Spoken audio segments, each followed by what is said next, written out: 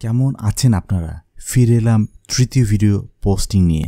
আগের ভিডিওতে কথা হচ্ছিল ট্রেনিং এবং টেস্ট সেট নিয়ে। মানুষ হবার জন্য সারা বছর ধরেই পড়তে হয় আমাদের। ওই পড়াটাই হচ্ছে আমাদের ট্রেনিং। সেভাবে যন্ত্রকেও মানুষ বানাতে গেলে পড়াতে হয় সময় ধরে, আর সে কারণেই যন্ত্রকেও পড়াতে হয় মানুষের মতো।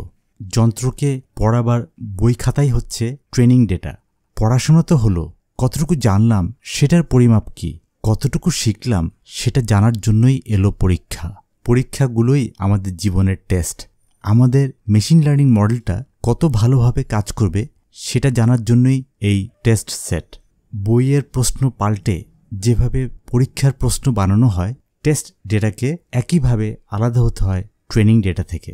আমরা যখন মডেল তৈরি করি তখন আপ্রান্ত চেষ্টা করি যাতে ট্রেনিং ডেটা কখনোই টেস্ট ডেটা না দেখতে পায়। মেশিন লার্নিং মডেলগুলো আমরা এমনভাবেই তৈরি করতে চাই যাতে সে নতুন অজানা ডেটাকে নিয়ে কাজ করতে পারে। পরীক্ষার প্রশ্ন ফাঁস হয়ে গেলে বিশাল বিপদ এখানে। অনেকেই প্রশ্ন করতে পারেন, আমার তো আছেই একটা ডেটা সেট, কী করব আমি? উত্তরটা বেশ সোজা, ভাগ করে ফেলুন দুভাগে।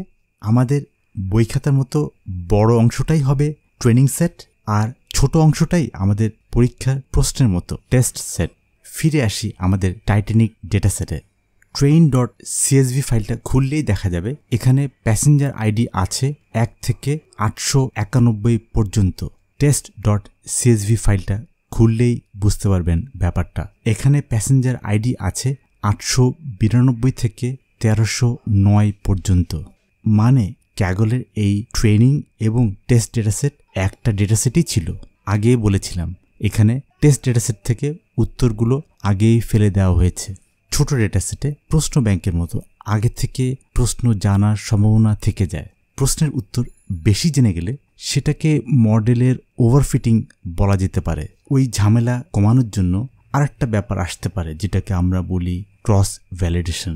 ব্যাপারটা বেশ মজার। টেস্ট ডেটা কম থাকলে ট্রেনিং ডেটাকে কয়েক ভাগে ভাগ করে সেখান থেকে এক এক সময় এক একটাকে টেস্ট ডেটা হিসেবে নিয়ে বাকিগুলোকে ট্রেনিং ডেটা হিসেবে ট্রিট করে মডেলটাকে ফাইন টিউনিং করা যায়। অনেক পড়া হলো আজকে বরং পালাই।